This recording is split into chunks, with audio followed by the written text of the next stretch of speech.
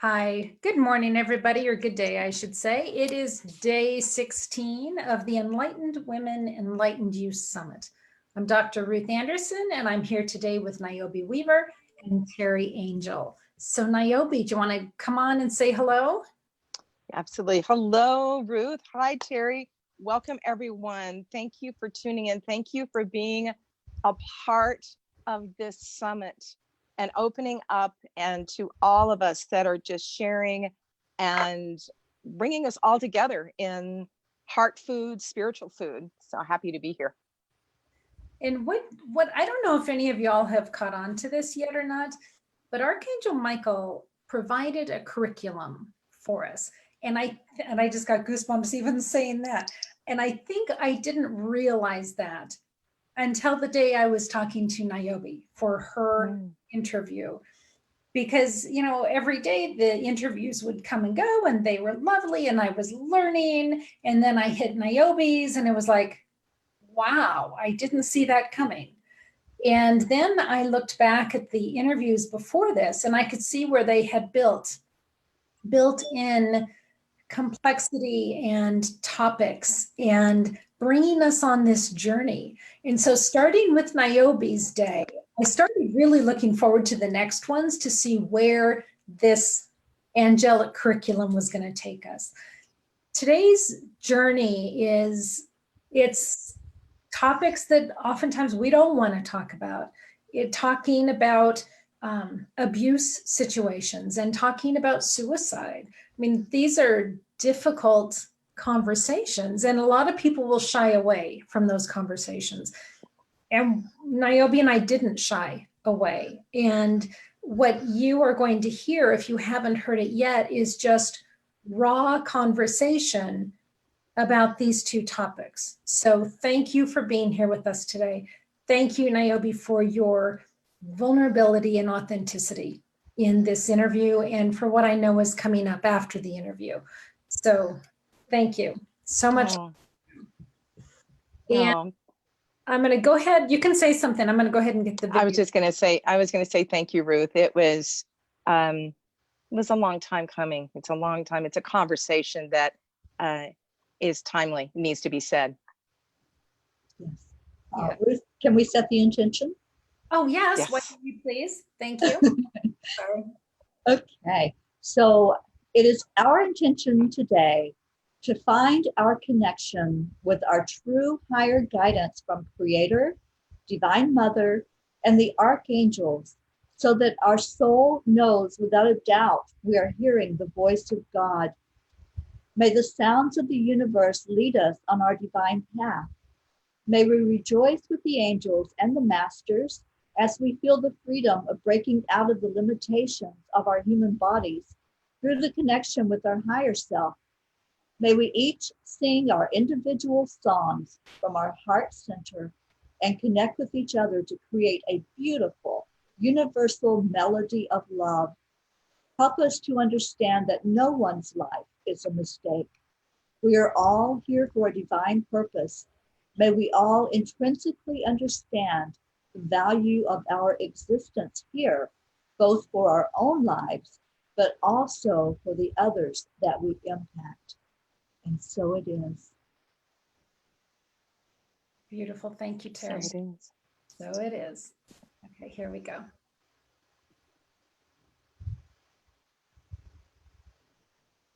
Hi, I'm Dr. Ruth Anderson with Enlightened World Network. Welcome to this episode of Enlightened Women. Grab a cup of coffee, settle in, and join us. Enlightened Women is a show about women who are consciously awake and choosing to fully embrace life. These are real women living real lives while walking in spirit. And we know that it isn't always easy. Each day of this summit, we get to meet an amazing woman who is coming from a place of being heart-centered and wanting to make a difference in the world. Today, we're talking with Niobe Weaver. Niobe is a music healer, spiritual midwife, and teacher. Her voice has an ethereal healing quality that shifts and changes the energy of her clients.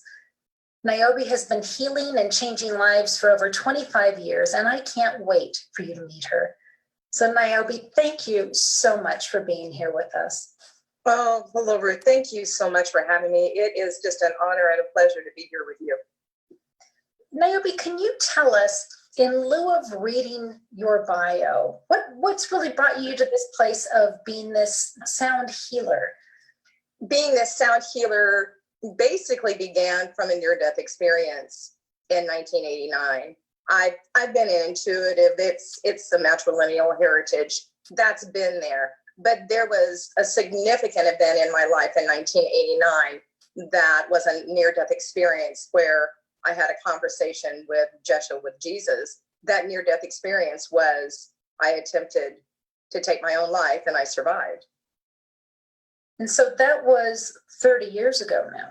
30 years ago, yes. And it's hard to fathom how much you've actually done in those 30 years. Oh, 30 years. It was immediately coming, I recall crashing back down into my body, and I'm now aware of that voice who said to me, wake up. And that was Archangel Raphael. And it took time to get a recollection of what happened when I was out of my body. It was a hypnotherapy session. And with conversation with Joshua, it was a telepathic, and it got to the place. I said, what do you want me to do? Because I knew I needed to come back. And he says, trust it will be revealed to you. And that's exactly what happened. I didn't come back with a memory of everything, write a book, and then I was going to go on Oprah and go on tour or something like that. It was specifically living my life, going into therapy at a domestic violence center and deepening my spirituality, finding healing in the goddess religion, and having a deepening and opening. It was just a little at a time, like a blossom, like a lotus, and having the light language and sound come to me as I was holding my massage practice, professional massage practice. But my my partner and I, through Tantra, the light language came, and I started hearing sounds, and because we had both been in the presence of someone that had given me an energy session. And it did that thing when we talk about people wanting a spiritual awakening. It's, really think about what you ask for, because it shifts your world. It tilts everything on the side. And as blissful as it is, you are asked to work all your stuff. All your shadow comes up as well as all of your light. So that's what I've been doing these 30 years, is consistently listening and a deep dive into healing myself and then being guided to heal others. Niobe, can I take you back to that time when you were a young woman living in a relationship that really wasn't healthy for you, as evidenced by the fact that you tried to take your life that night? But then there was a death of you anyway, even though your body didn't die. There was a significant change in who you were, in your awakening to your own soul and stepping into your own power of being in your own soul. So it really was a death, even though it wasn't a physical death. What could you say to women who are feeling that they are at this place of, I can't go on this way? What I have to say to them is, first of all, you are not alone. That was what I was not aware of for myself, is I felt so isolated, because it was the man that I was married to. It was also my parents, my mother, my father, my mother. It was just a constant emotional haranguing. And I wasn't really aware that I could reach out and that I could actually seek help. I could talk to someone and let them know what was happening. So absolutely, first and foremost, you are not alone. There is someone you can trust. It may be a minister, it may be a friend. It may be the fact that something inside you says, I need to look up online, what is domestic violence? What's a domestic violence center? I need to look into a therapist, or I need to save my own life and the life of my children. I need to throw everything in the back of the car, my kids, of what we can, and leave now. Because it's in you, darling. It is in you, beloved woman. You have the strength and you have the power to protect your spirit, own your soul, and make a change in your life and save your life at the same time. So spirit came to you after this suicide attempt. Were you connected with spirit at all prior to that time? Yes, I was. I can look back even when I was very small, when I was a little girl. There was something about my connection with spirit. I recall when I was 2, when I was 5, I remember walking in between. I had a Catholic upbringing, and so in Catholic education, I can recall walking between the school and the church, walking between one day, and I felt this presence come to me. I immediately knew it was female, and I immediately knew it was Mother Mary. So there's always been something, waking up in the middle of the night in an old house that I was in and not seeing anything but being scared. Just kind of always a knowing. And then it blossomed in with a senior year with a transcendental meditation out of body experience during a theology class. So those kind of things were always there. Meditation always was coming up, whether I was in a drama class, with a dance group that I was happening in, getting into massage therapy. So there was that. Spirit was always speaking to me. So spirit was even there with you when you were going through these really difficult times.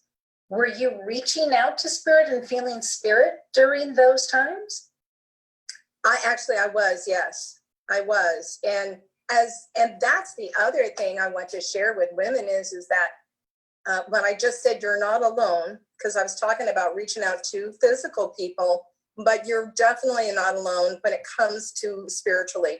You may call it God, goddess, spirit, you make angels, guides. You are definitely not alone. So when I was going through, as things were reaching that critical mass for me in that period of time, I can recall I would reach out in my heart. I would pray. I would reach out. I would cry and say, help, what is going on here? And because I knew about energy, I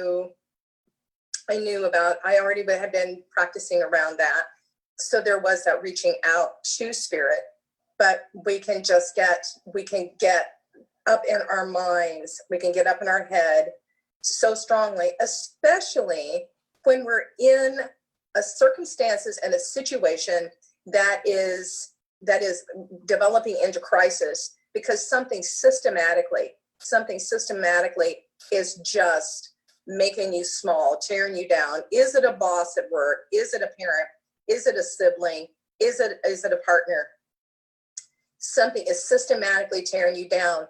That's when actually I learned that is when my angels were closer to me and spirit was closer to me and surrounding me and and keeping me going than I ever knew, than they ever had before. And that I didn't know that was the case of how close that I was really being supported. So that's the other thing I really want to emphasize is that, you're not alone physically, but you're not alone spiritually. If anything is you are in something that is escalating and it's getting worse, go within, because your angels and spirit is really right there for the asking, and they will guide you to a solution, to a resolution of what is best for you. But it took you to take that step, albeit through this suicide attempt, but you took a step to get out.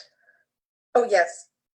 And Yes. That's what it required. You were surrounded, you had the support, but yet you, Niobe, had to take the step. And that's That's what we need. These women that are feeling such pain in their current circumstances, they have to take the step. You have to take the step.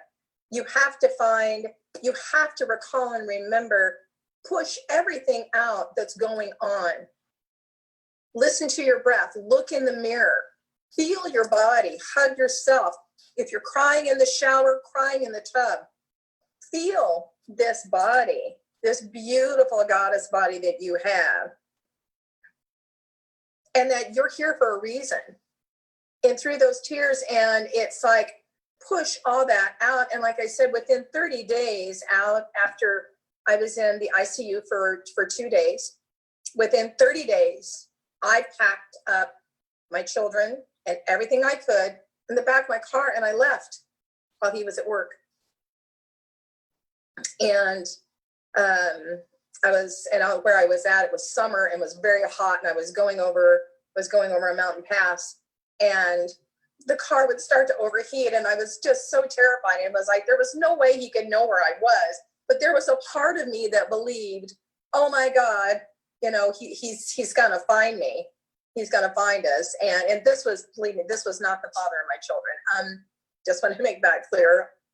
But I can recall that I pull over, let the car cool off, and then we go on. And then after we got over the pass, there was a sense of freedom.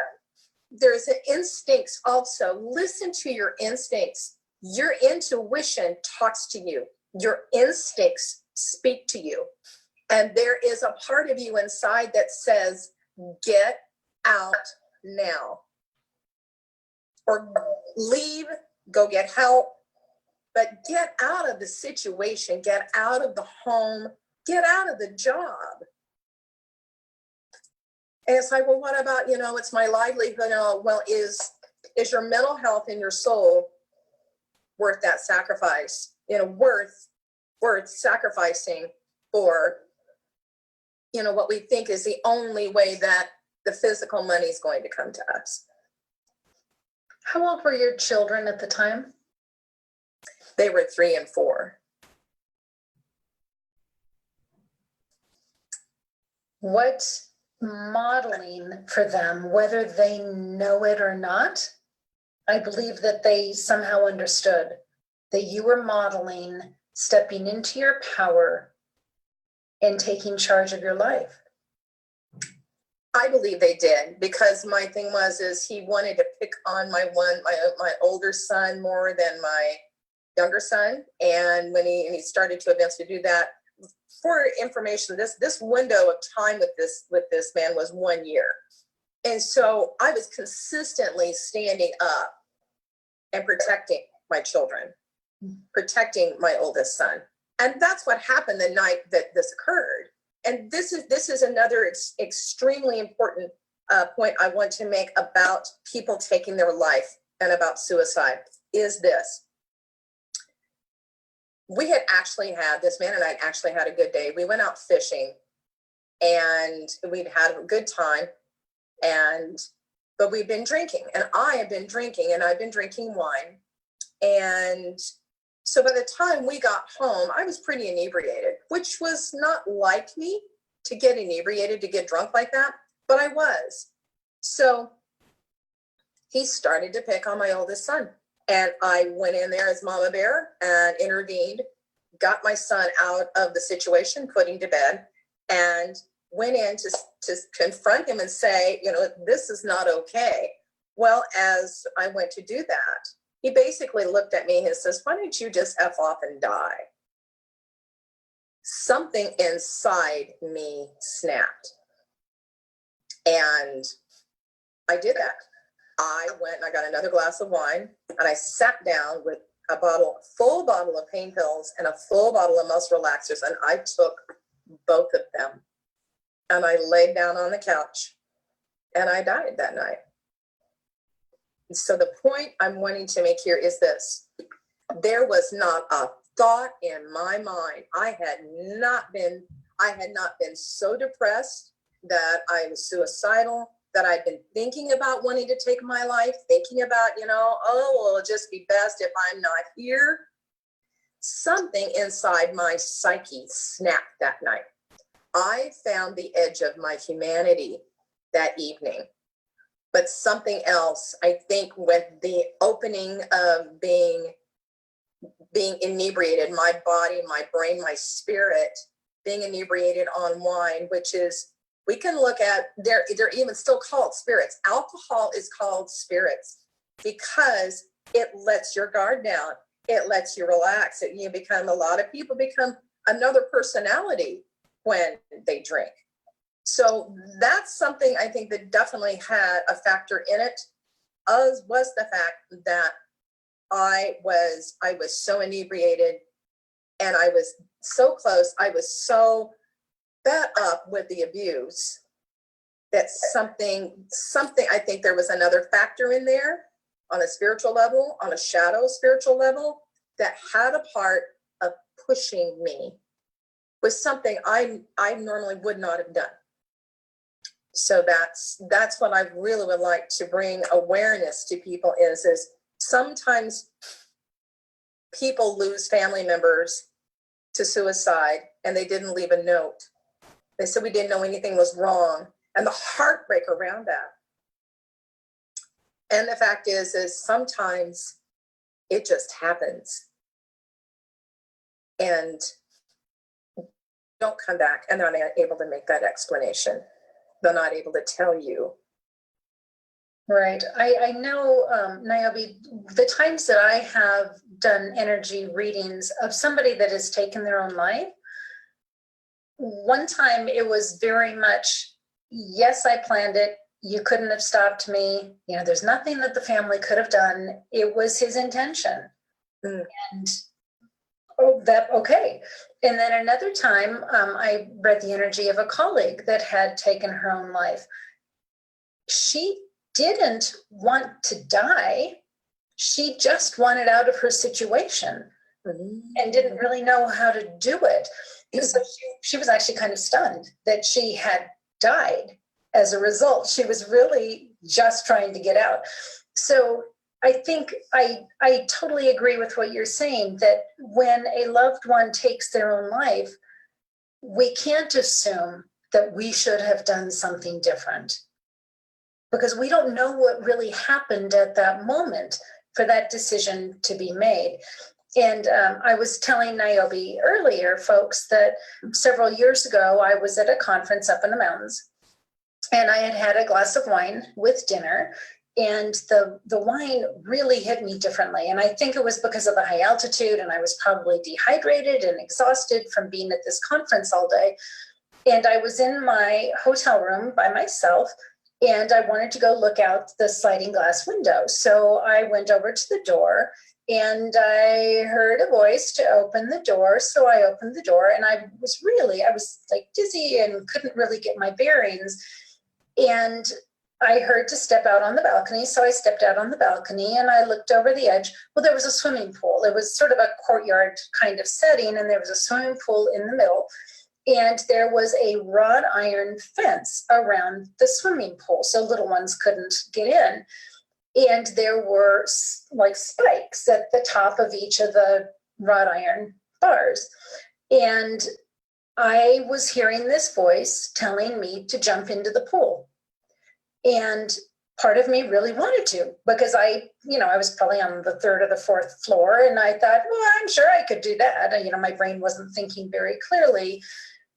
And another part of me said, bad idea. That would actually probably kill you.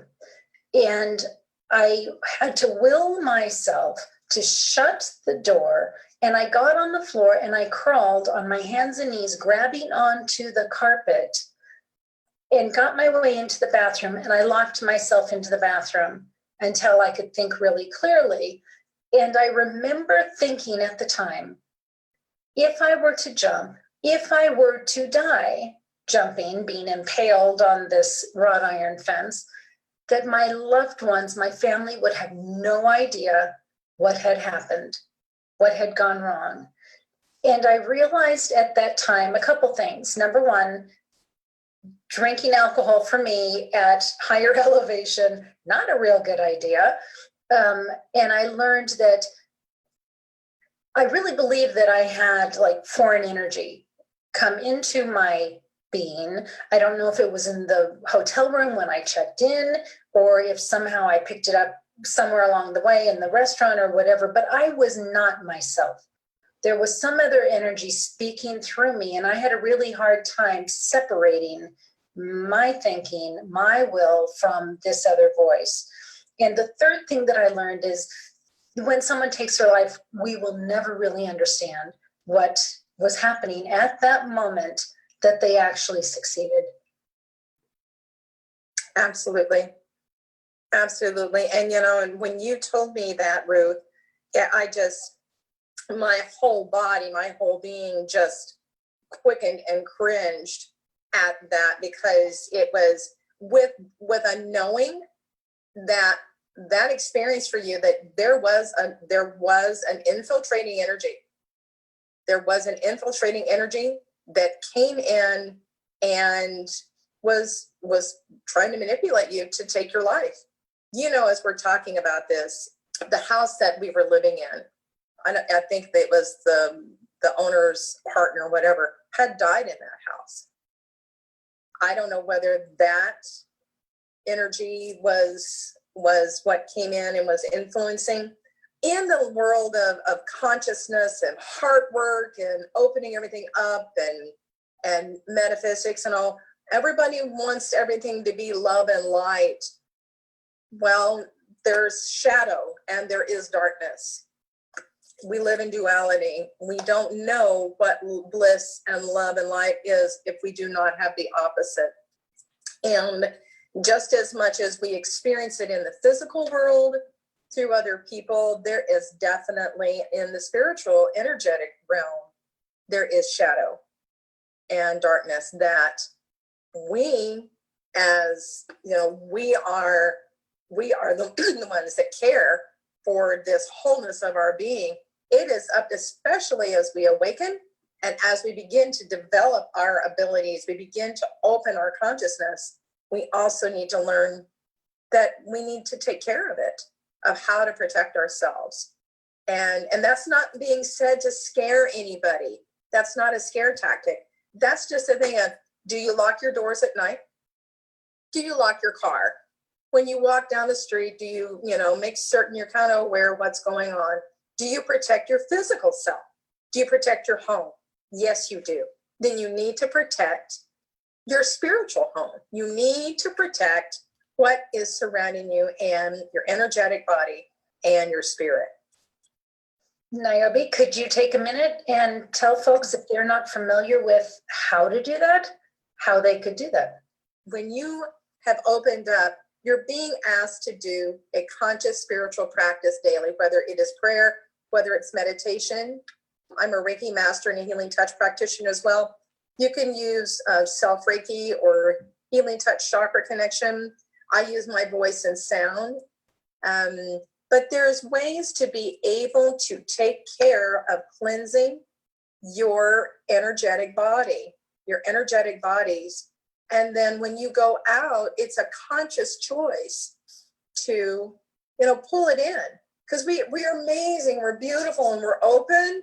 And we go out like that. The next thing we know, we're walking around, we're in this wonderful mood, we feel great. And then, we get crabby, or we feel like crud. It's like, wait a minute, what is that? The question is that me? Is that mine, or is that someone else's? And immediately it's someone else's. We can get slimed in the grocery store. Somebody else is standing there and they're really, furious and fuming inside. Well, it can slime over onto us intuitives and empaths if we are too open. So we clean house, we clean our energy. Like I said, we protect our home, we protect our energy. And it can be as easy as you consciously pull your chakras in a little bit. Pull the chakras in, pull your energy in, let it come internally to be able to generate you, to be able to nurture you as you pull it inside. And then there's times I just say it out loud if it's necessary, or in my mind: protection, protection, protection. One of the things that I like to do when I'm feeling particularly open, and I don't want to be, is I will literally put up an aura around me it's kind of like the shape of an egg and sort of at about arm's length. And I just envision it up. And I do know that there are times that when I feel like I'm being impacted by a phone conversation or the news or something like that, I'll close my eyes and just kind of try to figure out where is my aura right now. Sometimes it's like around my ankles, right? And it's like, okay, come on back up. I really need this protection right now. I also do a lot through prayerful meditation and sometimes calling in the different chakra colors and just running the different chakra colors through my being and just feeling the different energies being pulled out that connect to those chakra colors. So there are a lot of things that people can do to provide that protection. Absolutely. And as you're, there's, I said the words protection, protection, protection. And then there's also, bubble up, like you just talked about, putting that aura out there, it's like putting that bubble around. And then, Star Trek fans can say, shields up. It shields up and we can feel that when we do that. And that's a conscious way of becoming intimate with our personal power. Right. Beautiful. Thank you so much for that. Niobe, part of this summit is women sharing what they are learning now from their spiritual walk. And I know for women that are awake and conscious, it is learning after learning after learning after learning. So what you learned 2 weeks ago, I'm sure you have far moved on past that. But in your spiritual walk, what are your most current learnings right now? My most current learnings right now is to consciously enjoy being alive. Consciously being alive also means being in love, being the love of life.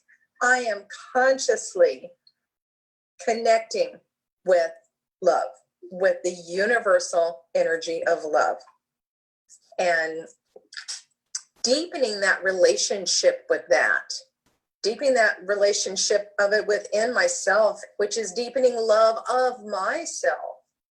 And it's, what else is possible? Can it get any better than this? As I experience this love, because when I try to connect with it, I'm trying. When I relax and I say, okay, I open to love. And then it's like this beautiful, beautiful, warm shower of rain of love, warm water that it pours all over me. It pours into me. And it drops me into my heart. And it also grounds me. It drops me into my heart. And it brings me into this place of, okay, everything is truly the way it is supposed to be. And everything is really fine right now. That's what I'm doing. Well, and as you were talking about that love coming through you, I really saw and felt a lot of Divine Mother's love and influence in that. Oh, Divine Mother. It's very much so. Very much so. For me, it's very much that Divine Mother. I had an experience like that in 2013 in a lucid dream state. I was in this lucid dream state. I was in the dream. I had gone, it was in the middle of the night, and I'd gone into the bathroom and I had the light on. So as I was leaving the bathroom, as I opened the door, I had this incredible, the most thickest, fuzziest polar fleece blanket put over my head. And I was wrapped up in this hug. And I heard this whisper in my ear. It said, I love you. And so, okay, I'm so lucid and consciously in my dream, I'm like going, who is that? And so my brain, created somebody, but that has stayed with me because it was that feeling And it was divine mother love that came to me. And it's there for all of us. It is there for all of us. It's there for all of us. And all we have to do is ask and say yes. Touch me, fill me up, show me, live with me, through me, as me. Yeah. Right. Beautiful. Niobe, you have a beautiful connection with two women in particular who are also speakers in this Women's Summit. One of them is Summer Joy Raymer, and the other is Karen Palmer. And I know you have done some recording with them. What are you brewing up with them? What are we brewing up? Oh my goodness. Well, it's like we started off with my sonic prayer circle. That is a dream of mine that's coming to fruition. It's a virtual sounding prayer circle. And Karen and Summer join me in this. We're doing one for this coming Friday, the 12th of every month. And it's about, we sound to clear our bodies and to fill ourselves up. And then we go into silence. And then we, with an intention, sound plus intention equals change. With an intention, we sound any kind of sound, and we sound our prayers out. So that's how we started, and we discovered each other. Ooh, and so Karen said, I want you all to come on to one of her shows. So we did, and we found this synergy, and we got off of that. We said, that is so fun. And so now what we've cooked up is through Spirituality Gone Wild. We are on the full moon. We are the blossoming soul sisters. So we acknowledge the full moon. And so we will be doing that. This coming full moon will be the blossoming soul sisters. And in that, what we do there is we are bringing our hearts, we're bringing our individual gifts into that period of time of honoring the full moon, of honoring the fullness. And we come through messages. I work with a light language. I will bring a transmission through in the light language, and Summer may do a meditation. Karen may come through with a channeling, with an angel channeling. And so it is this full spectrum experience of spiritual food that comes through in our time together. So yeah, and we're just beginning. So we're excited about, wow, what's possible? Who knows what's going to happen? Well, and we're welcome to join you. Absolutely. Absolutely. We are welcome to participate in it. And you were presenting it on Facebook. So is that Yes. how folks would find it? It shows up. It's on Facebook. And gosh, what's our time on Spiritual Gone Wild? Karen's probably going to be better at that than me. I think we might have it at 6 or 7 p.m. is the time that it will air. But you can find it through Spirituality Gone Wild, has all kinds of programs and broadcasts that they offer. And we are the Blossoming Soul Sisters, full moon. And yes, and you can participate in it. You can participate by, the instant message there, asking questions. The other thing is that, we are also looking at reaching out and, doing some readings for our people, for ones that are tuning in, giving messages like that. So, yes. I watched, I guess it was probably the first one. Maybe. Yes, it was. And it just felt so warm and welcoming. And so thank you. Thank you for providing that with your soul sisters. And thank you. Embracing other soul sisters. So it's beautiful. Thank you. If people want to contact you or follow you, what's the best way for them to connect in with you? Well, the best way, Facebook-wise, I am Songlight, which is all one word. Songlight Niobe Weaver is my page on Facebook. And there's also, my website is down through that page, but my email is Niobe, and my Everyone's like, Naomi, Niobe, Nairobi. When people get to Nairobi, I said, you're close, just take out the R. So it is Niobe as in boy E at Niobe Weaver, WEAVER.com. If you friend me on Facebook, then we could do an instant message. Message me that way. Right. Thank you for being accessible. Absolutely. And Niobe, thank you so much for this time today. It is so special to get to have this conversation with you and to hear where you've come from and the amazing life that you are sharing with the rest of us now, that our lives can be fuller as a result of your still being here. So thank you for being here.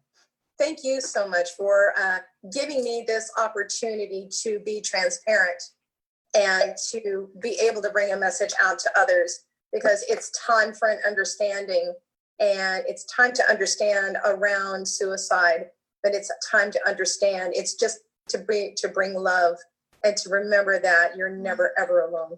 Never alone. Thank you, Niobe, for being here today. Blessings, everyone. Thank you.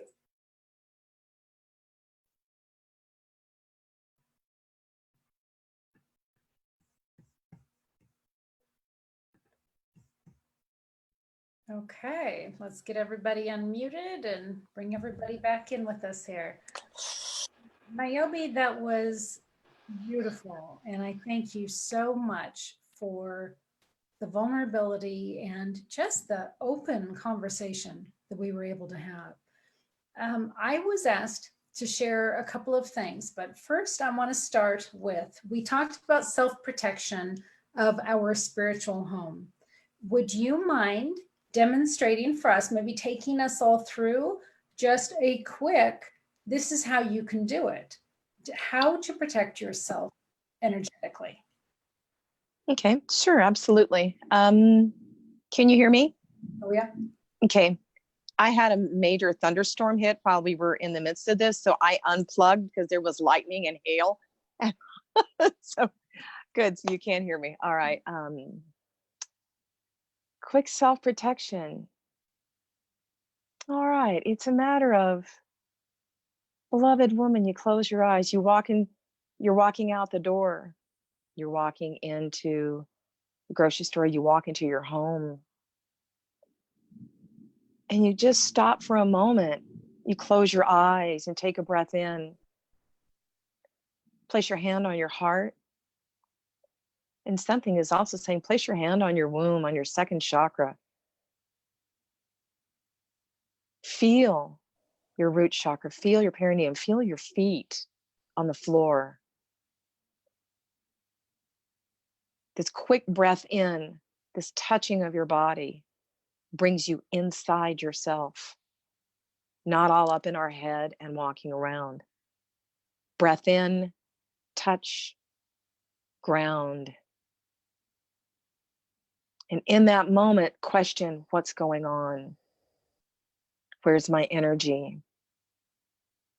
I need to put my protective bubble, my protective color, my protective shield up and around me. Some women I've known put a reflective ball around themselves. It's like a mirror. They put a mirror ball into their energy field. If this feels right for you, do that. But this can be as quick a check-in as your breath. Touch your solar plexus, touch your womb, touch your heart. Feel your feet and put your protection up. You can see it with your mind's eye, that third eye. Puts that bubble of that shield around you, that mirror ball, that color in your aura that you feel is the right color for you to protect yourself. Breathing it in, and you can say the words protection, protection, protection. These are just a quick few things you can do before you walk out the door, get in your car, or walk into a public place. And using that power connected with the divine that's in you. Okay. About that. Thank you. It's amazing. It doesn't take long at all, really. Mhm. No. No. I would like to talk for a minute about, we were talking about suicide, obviously, during that show, and I have been prompted to share with you a time that I had with a client. And this beautiful woman came in to see me, and within minutes, literally seconds, she was in tears. And it ended up that her son had taken his own life about a year prior. And immediately he was in the room with us. And in spirit, I could see him turned to his mother's. He was right next to her, and he was like pleading in her ear. And he said, please stop crying. Please stop grieving that I'm not here with you anymore. He said, because I am here. I am right here. And she was intuitive, and she could sense that. And he said, you're not living your life. You're spending all of your time just grieving the way that I died. And he said, don't remember the way that I died. Remember that I lived. And it was so profound. And it completely changed how I viewed suicide. Because he was speaking, I believe, for so many other souls that had taken their own lives, that they want to be remembered for how they lived, what they brought to the table, for the love and the enjoyment and the fullness with which they lived. And that moment of death is nothing more than a moment in time, and that is no way to define an entire lifetime by just that moment in time. Exactly. I think, to me, part of the reason why there's such a stigma on suicide is due to religion. It's due to religion that has basically told us it's a sin, that our eternal soul will be damned, will go into damnation, and that it's selfish. And so it's made it, and that it's created such a stigma. It's created, like I said, I mean, for so many years, I mean, there was shame. It creates shame. And how awful. I mean, really, how, like you said, I mean, it's not honoring the way this individual lived. It's putting everything on this one thing of whatever was going on that brought them into their pain, that took them into the other life. But isn't it also possible that this experience, human experience, is a part of the human experience for some souls and not for others? And that this has been happening many, many, many millennia before we had a stigma put around it, that put rules and dogma around it, that made it something to be ashamed of and something to be wrong, versus something being human. Exactly. And I love the emphasis of the thunder behind you. Oh, you can hear the thunder. Yes. That was kind of timely, wasn't it? That was very timely. I feel like we're having this retreat with you in Sedona, and you're going to enjoy these sounds outside. Yeah, absolutely. I just keep being told that the important thing is the love that we share, because the love that we share continues even when we're separated by death. That doesn't change. And this same young man, Tyler, I was at his home talking to his mother, and went into her office, and there's photos, and I had not seen a photo of Tyler before. But there's all these photos on the wall. They weren't all of him, but this one, boy, the sparkle in the eyes, it just like jumped out. And I said, is that Tyler? And she said, yes.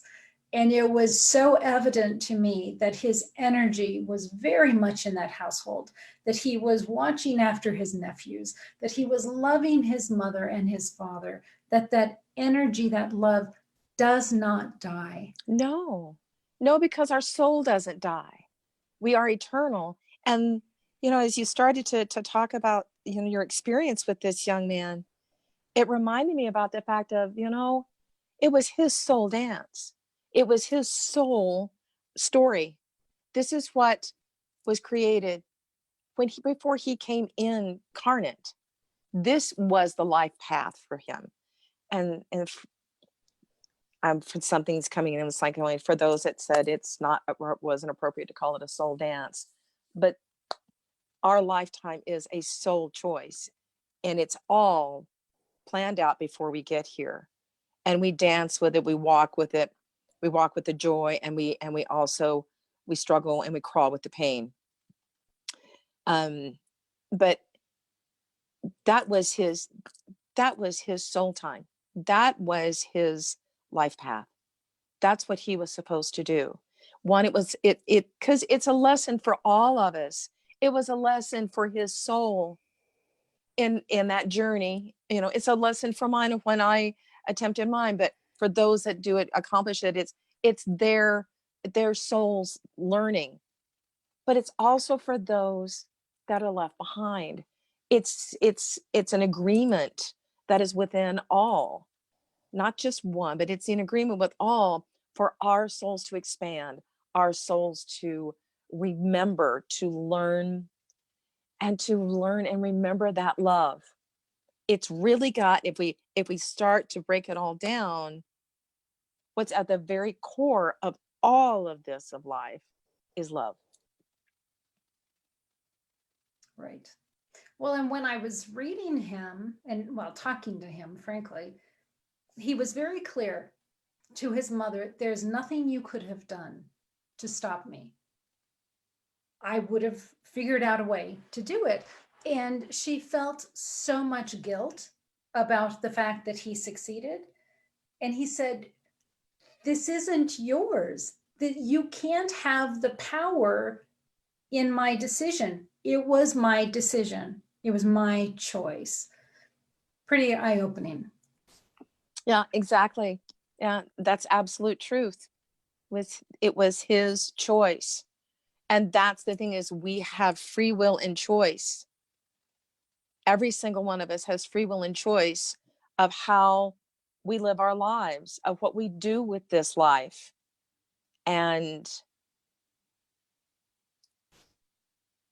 of others of us, and then the other word that's coming to me for those is witness. We witness each other. But in this circumstances, when somebody does accomplish taking their life, when somebody does go down leaving the world through suicide, it's a witnessing. It's a witnessing. We witness birth. We have the joy in the witnessing of birth. But the thing is all of us leave this world. All of us leave this body. Death is inevitable. And everybody has its very own personal way that we will pass.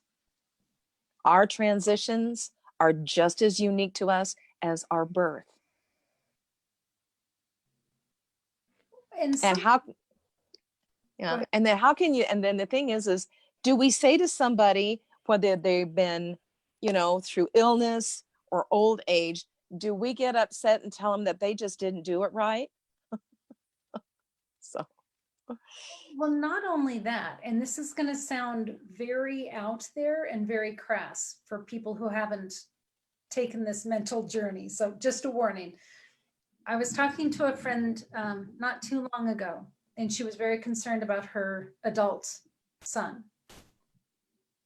And she said, I can handle anything as long as he is here and doesn't try to end his own life. And I said, okay, if he is that despondent and wants out of here that badly, do you want him going through that alone?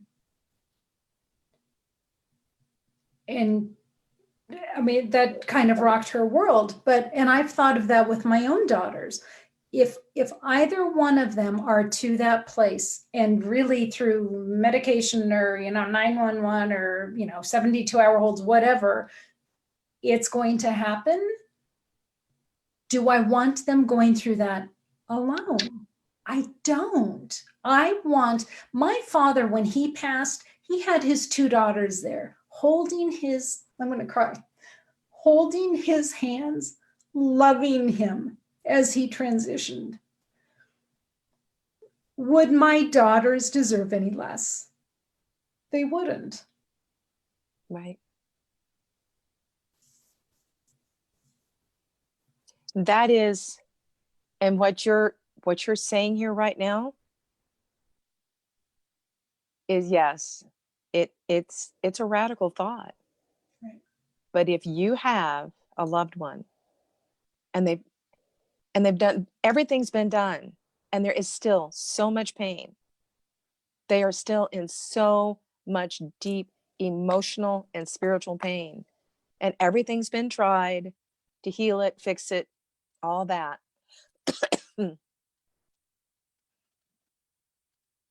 Wouldn't that be the gift of release? Release from the torment. Some people are so tormented. The soul is so tormented in this life. And what about just being there? So they're desiring the release, but they don't do it alone. That's rather profound, Ruth. That's very profound. It's a profound thought. But I can see where would be the largest, kindest act of love. Right. Yeah. Right. If we could just take a quick minute, you were so beautiful in your gift of telling women that were finding themselves in an abusive situation to act. Could you just take just a quick minute on that? If there's somebody out there who's listening to this that is in an abusive situation? Absolutely. It's, first of all, beloved woman, you're not alone. You're not alone spiritually. Like I said in my interview, my angels and my guides and the beloved God creator was closer to me than ever any time in my life. And listening to yourself, are you having pictures going through your mind of how you're going to leave? Are you having ideas come up of how you can do it? Is there something inside you screaming at you, get out now? Get out now. And do like I did. I mean, it was 30 days after, but still, I grabbed my children. I filled the car. I was so nice. I even I raided the bank account for the money that was just mine. God bless America. All right. But still, I left. And because the thing is isn't your soul, your physical body, your spiritual self, your emotional health, you, who you are, is worth saving your life, leaving the job, leaving the family, leaving a roommate situation, leaving someplace that you're not emotionally or physically or spiritually safe. So breathe in and find that courage. Remember, you're not alone spiritually. Reach out. There's domestic violence shelters, domestic violence centers that you can call and say, help me. There's a domestic violence hotline that you can call and say, help me, help get me out of here. And they can guide you step by step on how to walk out that door and step fully into freedom and healing. Thank you, Niobe. And knowing that you and other women like you have done exactly that and started over in a safe place, I'm hoping will give other people, other women, the strength and the courage to take that step themselves. I hope so too, because you're worth it. Beloved woman, you are worth it. Every one of us is worth it. Every one of us is worth it. And anyone that's telling you that you're less than or that you don't deserve is lying. And you do not have to accept the lie or their verbal abuse or it's like a hexing, energetic hexing. You don't have to take that. So, Yeah, thank you. thank you, Ruth. Terry Angel, could you please share with us about our friends over in Facebook group? Oh, wait, Terry, stop talking. There we go. I know you're not. Hi, now I can be heard. Hey, Terry. Yes, it's a beautiful, beautiful group today, and everybody's so appreciative, Niobe, of you sharing so honestly and rawly of yourself. We have some comments. We don't have any questions, but Deb Goldberg says, such a beautiful share, Ruth. Remember the soul that they were and that they could never leave you. There is no such thing as separation. And she says the family feels so much grief from guilt of not understanding why someone they love could take their life, then that they didn't know. They feel like they needed to do something to stop it. I had a very dear friend, have a very dear friend that lost his 15-year-old son to suicide. And he was in a lot of physical pain. He was a football player and had suffered many concussions during his time of playing. And he was in constant chronic pain. And he chose to end his own life. And his father, even now, years later, carries that guilt around. And, I've tried to talk with him, but it's something as a parent, he's like, it was on my watch. It was on my watch that this happened. So it does affect the family so deeply when they feel helpless and, feel like they could have done something. But I agree with you that when it's that determined, you really can't do anything to stop it. Maria is on, and she says, Anthony Bourdain and Robin Williams were wonderful souls and are examples of what you were saying, Niobe. It takes so much courage to commit suicide. Deb Goldberg says, people that are not awake do not understand that suicide can be part of a soul's journey. It triggers helplessness in others. Yeah, I think that's the big thing that does trigger. Deb says, love this conversation, Niobe and Ruth. So many gems in these topics. So much light needs to be brought to the topic of death and suicide. I love you both and your vulnerability. It is a joy and an honor to be part of this summit. Gay Lou is on, and she says, thank you. So authentic, inspiring, moving. Love you all.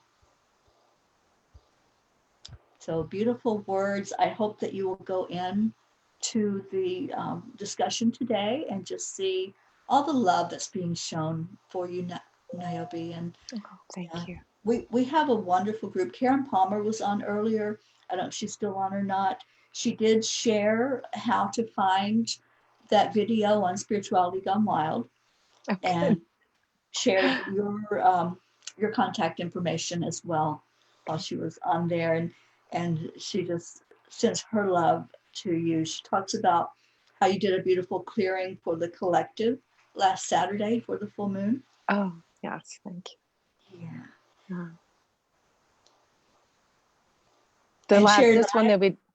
And Sherry Myers. I'm sorry, I didn't want to forget her. This is on me.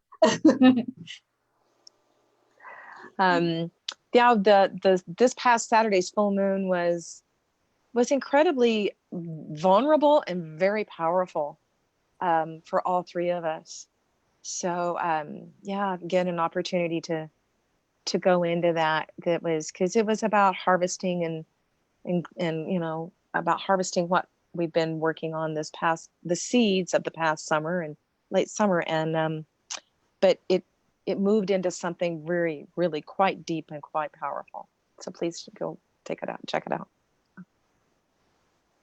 And Niobe, when I think of you and Karen and Summer, I so can see that you all are soul sisters. So I love the title, Blossoming Soul Sisters. Do y'all have anything else coming up in the horizon besides another full moon? And Full moon. We have full moon.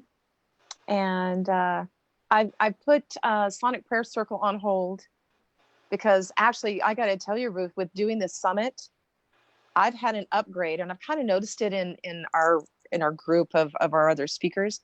I've had an upgrade of my energy. I downloaded an upgrade of my work and how to purpose. And so there's been a whole reorganizing within myself.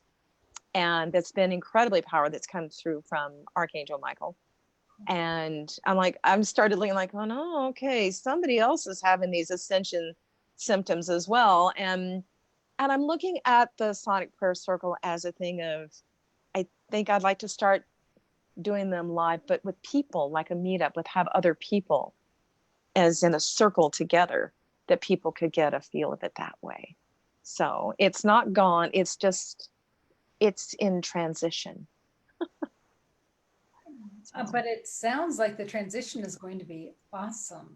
Yeah, I Yeah, think so. there's a lot of energy behind that. I can see that as it comes together. Yeah, there is. Yeah. Cool. Yeah. Thank you. Thank you. Niobe, This is, go I ahead. just wanted to say thank you, Ruth. Terry, thank you so much. This live today has been a delightful surprise to my heart. I had no idea where we were going to go. And I'm just so grateful.